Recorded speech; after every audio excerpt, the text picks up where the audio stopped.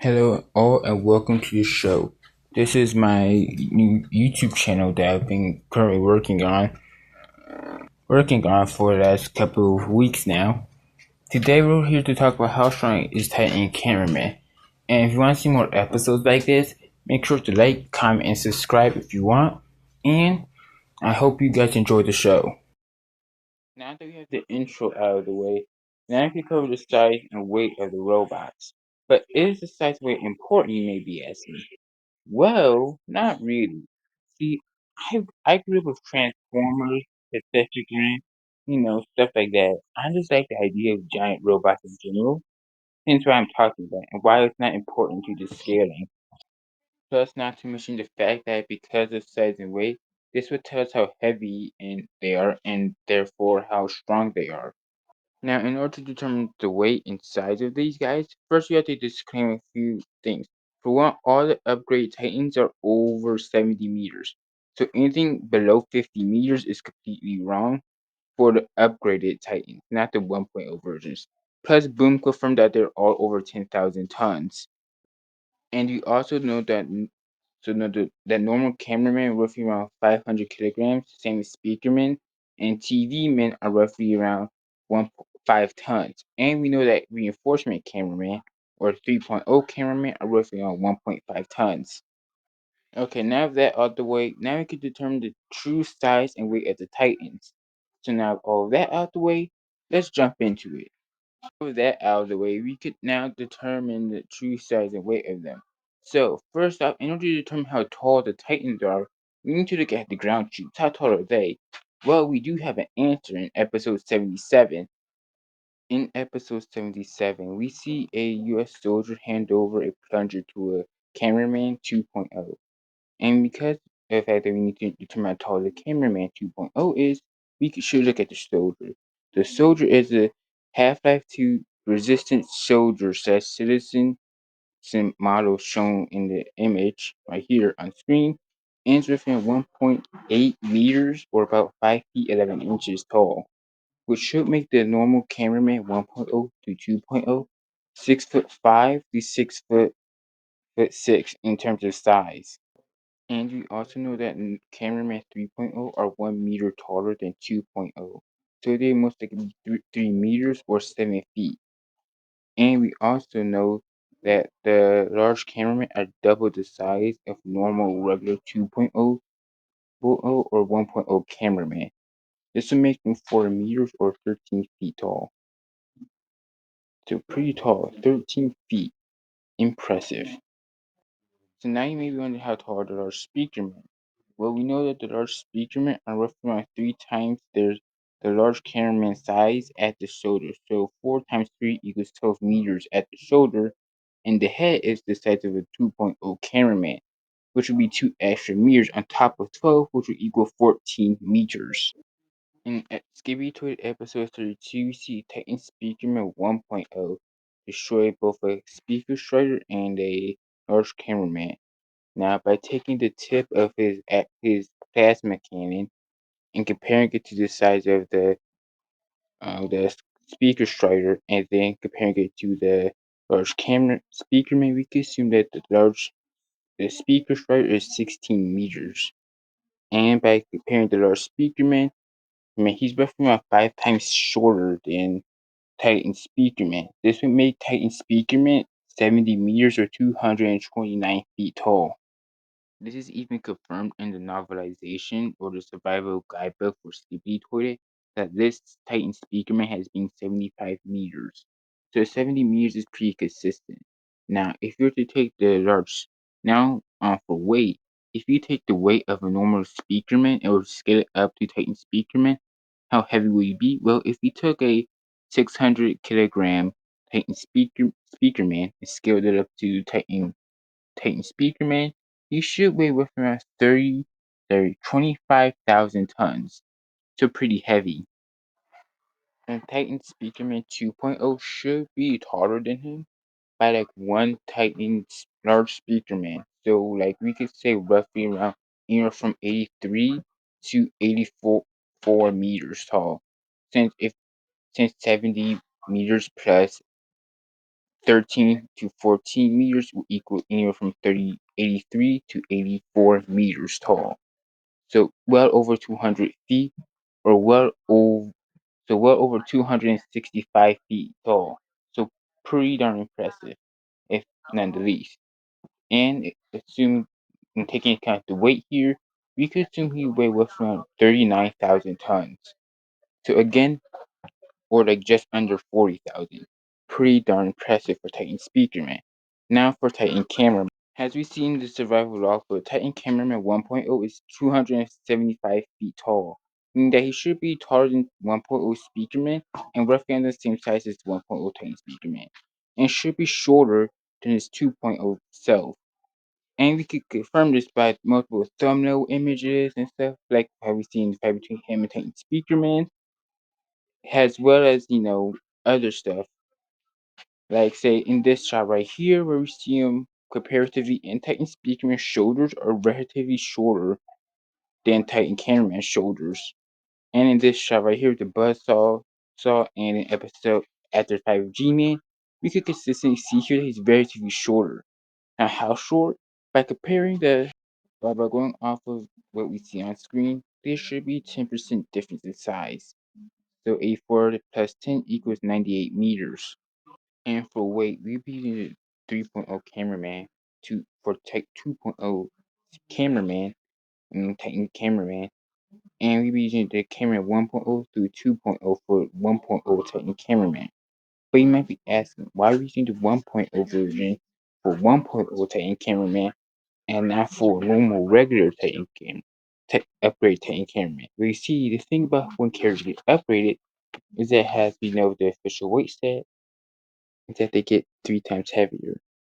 And therefore we should be using, not to mention the fact that when characters get a full-on upgrade, like they get better resources, better materials, bigger and stronger, like as we see between 1.0 and 2.0 Titan Cameraman, he got bigger and stronger, and we have different materials and just better overall. So we'll be using the 3.0 Cameraman instead of the 2.0 and 1.0 because they're basically just the same. They just have different weapons. So with this, now that we established this, we should, using the size and weight of him, he should be 40 meters from shoulder to shoulder and 30 meters wide. And his torso, his waist, should be 30 meters in wide. So with all that out of the way, find that if his height of roughly around 98 meters, he should weigh 218 5,050 tons. So pretty heavy. And for his 1.0 stuff, taking into account that he's like around 30 meters from shoulder to shoulder and 20 meters wide in the waist, he should weigh 37,000 metric tons. They're pretty heavy and pretty big for a Titan cameraman. Now onto strength. And for strength, he was able to lift up and throw Titan Speakerman around. Titan Speakerman weighing in at worth around 39,000 tons. Also, just for a quick disclaimer here, we will only be talking about lifting strength, not striking strength, since that'd be more important to this power swing later. But for right now, we're just talking about lifting strength. He's able to lift that Titan Speakerman and throw him around. He weighs roughly around 39,000 tons. And for other times, like after he just got upgraded, he was able to grab and tussle the rocket launcher Astro Toilet, who by my best guess is probably like 60 meters tall and should probably weigh like, by my best guess right now, probably like 70,000 tons. And for even more lifting and pushing strength, he's able to kick the toilet. He's able to lift a 50-meter toilet off the ground or 60-meter toilet off the ground, who should weigh roughly around a couple like thousand tons, probably like, I don't know, like let's just say 80,000 to 90,000 tons pretty easily. And he was also able to he was able to lift up and knock over G Toilet. I won't be covering in this part right of the video, but he should weigh around the same as Titan Cameraman, so like 200,000 tons. And then you got like say other shows and feats of him being able to like If the toys are tens of thousands to hundreds of thousands of tons, combined with its rocket hammer, it should be able to lift up to 10,000 or more tons. So yeah, pretty strong. Now onto the power scaling. So for the power scaling section, we'll start with Titan Cameraman 1.0. So back during episode 17, you see normal scale between 1.0 take a large city block of explosion that has been calculated to be worth around 30.678 tons of TNT. This is actually pretty impressive since a lot of mid to large sized toilets like this the Skippy Strider and this large toilets in general survive and knows of the explosion. This would mean that character this means and considering the fact these are normal 1.0 towards episode 17 and episode 1, this would mean that these guys would be significantly weaker than like most characters. Characters like Palacefi, Camera Woman, Speaker Woman, TV Woman, Conjurers, Dark Speaker, the Camera Shredders, a lot of the G Squad, like those characters would be easily stronger than these guys.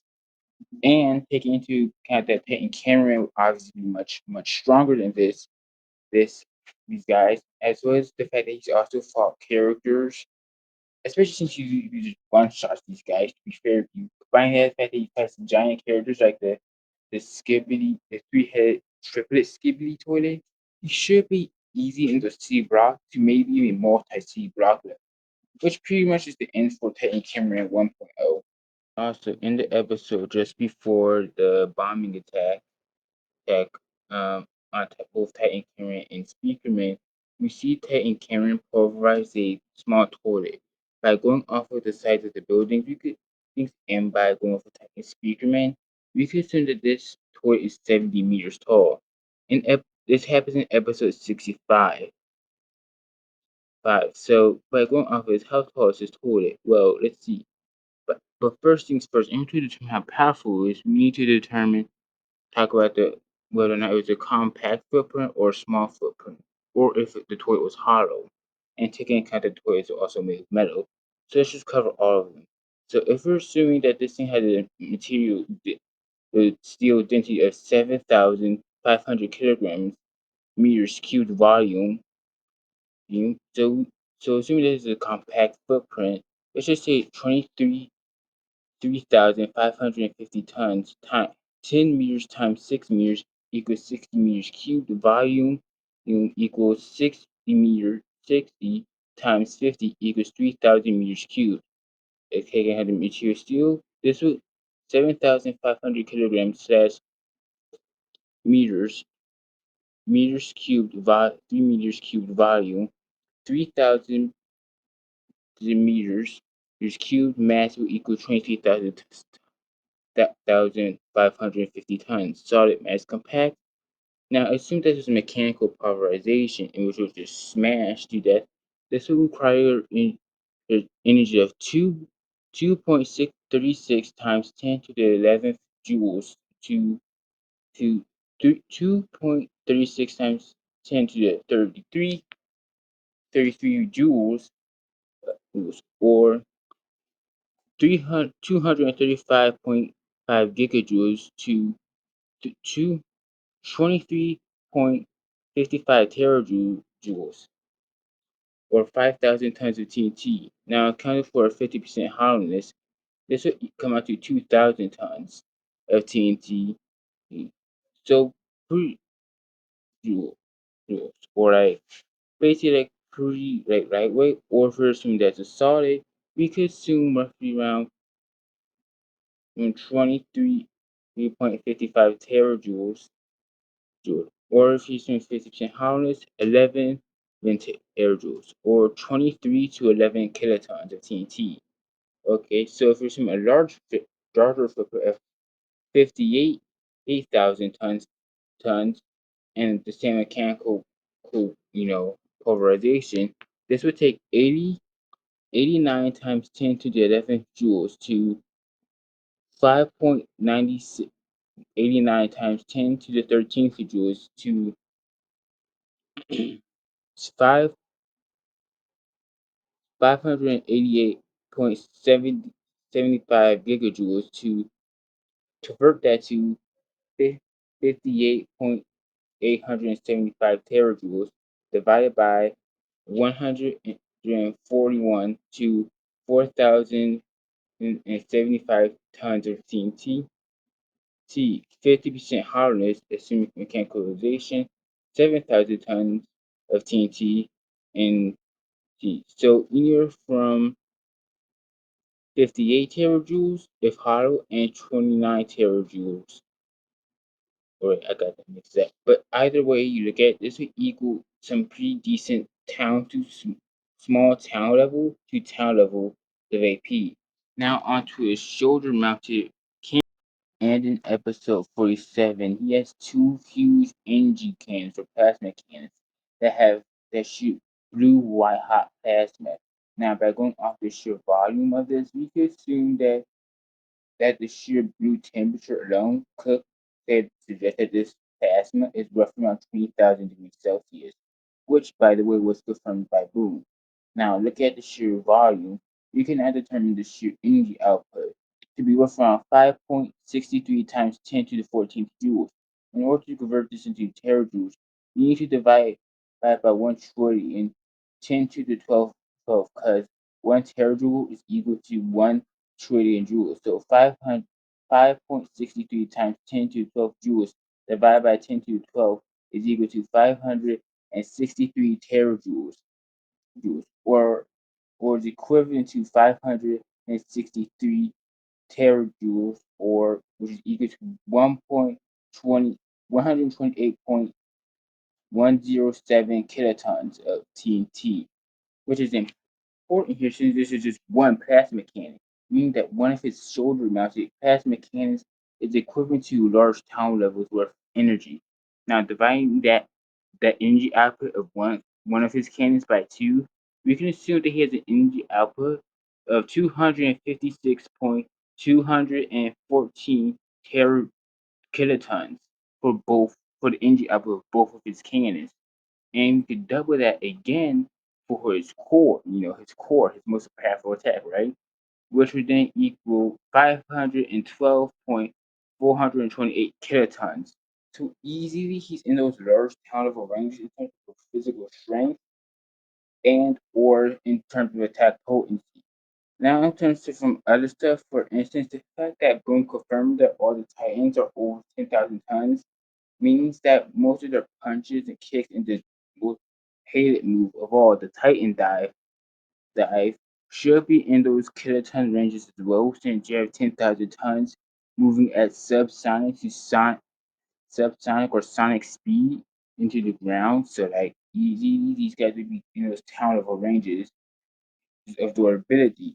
But there is some more stuff, especially since these guys do get damage from take small minor amounts of damage from non town level attacks and stuff. So some city block or building level attacks do some level of damage to them. So it should be roughly around stand that these guys do are most likely just in the town level ranges. And plus most of the weapons that do damage them are mostly acid. However, there is a hot some iron and stuff that I do want to get to. Now it's going to focus on the different types of explosives and weapons, mainly acid, the difference between acid attack and explosives. See, as you can see here, we can see that these acid types typically burn. And you can even see the green misty stuff around it. And as you see here in this episode right here with Titan Cameraman, you could quite clearly see that the green mist and all these different burns and stuff. Like you could tell that he used it to damage just a fire. And I compare that to normal regular explosives, which not only burn them but leave visible damage and dents and stuff. Like you can actually see cracks and stuff. And as you can see, here, Tiny TV Man and Cameraman and Speaker Man, you can see the difference between acid and normal regular explosives. And as we see here, Titan TV Man and the fake G-Twig comes, we can see how lasers and stuff, the damage the lasers could cause too. Now, for the higher end stuff, for how strong these guys are, there is this statement that Boone did say that these guys can endure nuclear bombs, which of course is completely wrong. But let's entertain that idea for a moment. What evidence can we find that can prove this. For instance, back during well, if we go back to episode 75 or 65, sorry, we can see that the bombs actually bear striking resemblance to the Titan II ICBM, which carried anywhere from a 9 megaton to 35 megaton payload. But let's just go for the lower end estimates right now and just say that each one carried a 9 megaton payload, right? That'd be equivalent, and since I think it was four of them, that'd be pretty interesting since that would make the blast roughly around a 36 or 37 megaton explosion. But of course it's not. But let's entertain the evidence for a little bit, right? Keep in mind here that these are the same missiles that now the boom. Okay, so first these are the same missiles that you see in episodes, just episode 77, episode 71, and in episode 78. We all see these used. Episode 78, and we only see them used against characters such as Titan TV Man, Titan Cameraman, Man, Titan Astral Duchess. We also see it used against the Astral Trio in episode 71, and in other episodes, like in episode 65. But you want to know what they all these have in common? That all these guys are Titans. Think about it. It's called the Titan 2 ICBM, and we only see it used against Titans or Titan level characters. That's how we see it used against the actual Obliterator and other characters, right? And and there's also the fact that Boom himself even called it a nuke. This also brings up some important evidence. That's that if you were to go on the Gmod or Steam Workshop, right, and if you were to go on the mod page for Gmod, you can actually find that same model that Boom used, which lo and behold turns out to be a Titan II ICBM nuclear missile mod pack, meaning that Boom most likely picked this because it was a nuclear bomb. Okay, but okay, fine. Let's ignore all that. Which is they don't have the same force and they don't have the same shockwave, which they do. For one, the only reason we never get to see the shockwave of the blast during episode 77 was because the actual obliterator was far away. Secondly, in the first episode we get to see it get used in episode 65. It does have an extreme powerful shockwave. In episode 50, in episode 78, one Astral Duchess and Duchess used her energy shield, which, by the way, would now shoot far away from the POV. The energy shield most likely absorbed most of the impact, meaning that the shock is going to be as powerful. Okay, but how did the cameraman survive? Okay, it's not that hard to believe that a cameraman, who, by the way, is made of metal, could survive by a nuke. All right. For one, the POV we were watching to is called Lucky Cameraman for a reason. Like his name is still called Lucky Cameraman. What you think? Oh man, like of course he's going to survive a nuke. Also, you correctly haven't heard the Typod test. What's the Typod pet test? You maybe have seen. Well, you see, back during the 1930s, I'm pretty sure there was like a whole testing thing on how what materials could best survive being in close proximity to a nuclear bomb. And one of the and what they did is that they took a 3 inch or 3 inch or like 11-inch millimeter ball of metal, right? This ball of metal is made of, by the way, keep this in mind, a metal ball that's only 3 inches wide that was made from aluminum, iron, and graphite. Keep that in mind here. We're not talking about fancy materials like titanium or tungsten or any other material, just aluminum and steel and iron.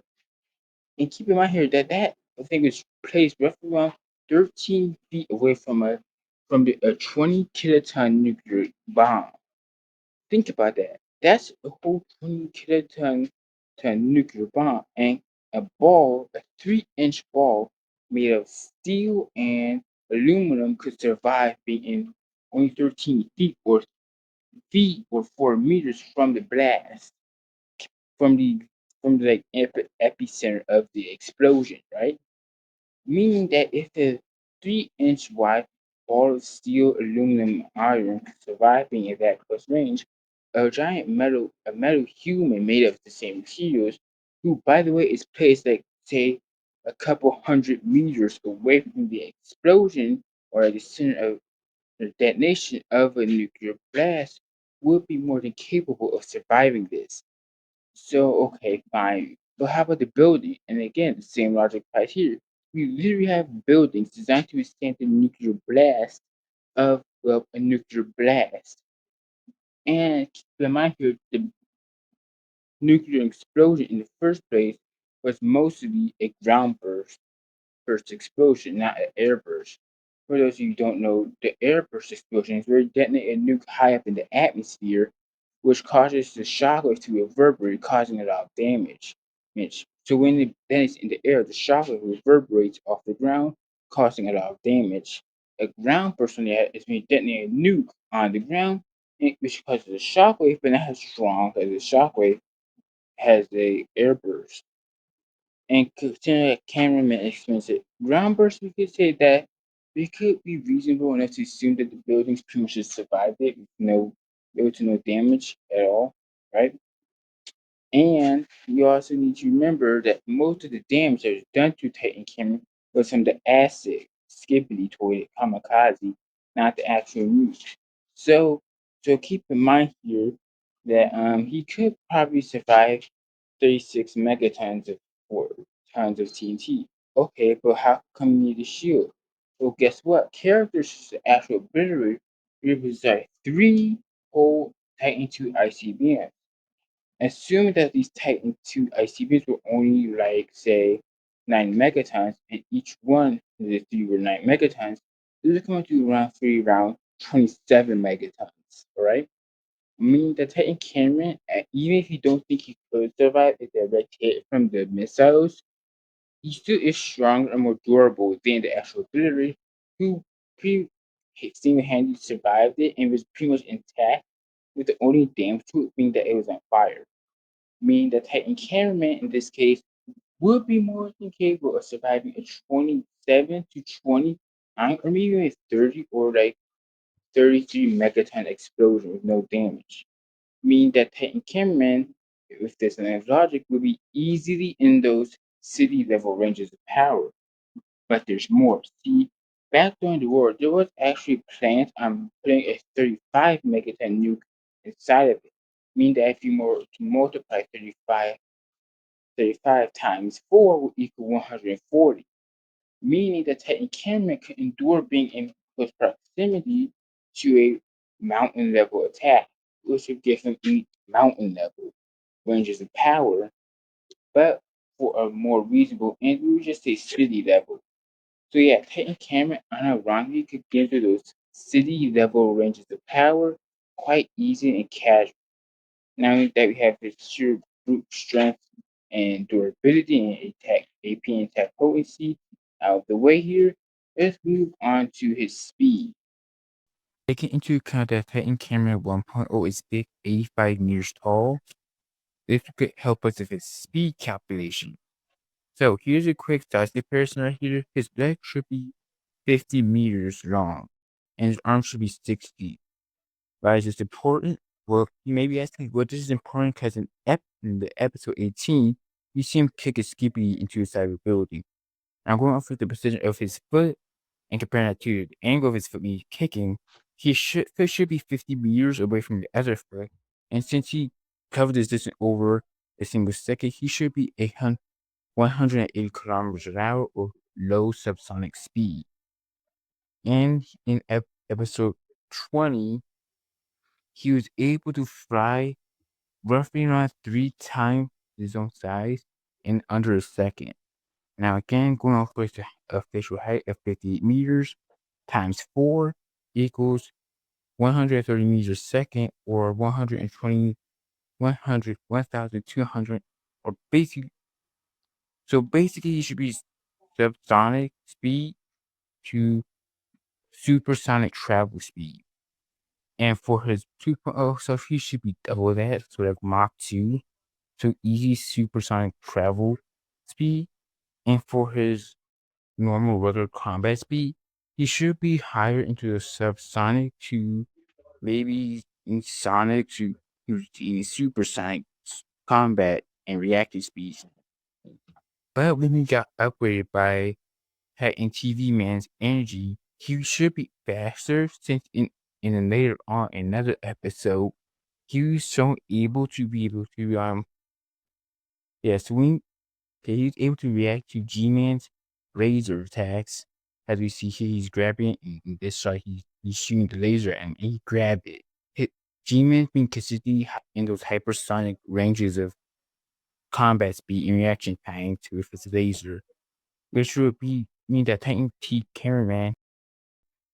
So lifting strength over 100,000 tons, striking strength, large town level plus. Large town level plus durability, such as endurance to city level durability and endurance, travel speed, supersonic, combat and reaction speed, subsonic to hypersonic. Now, all of that out of the way, I hope you guys enjoyed the show. Please like, comment, and subscribe.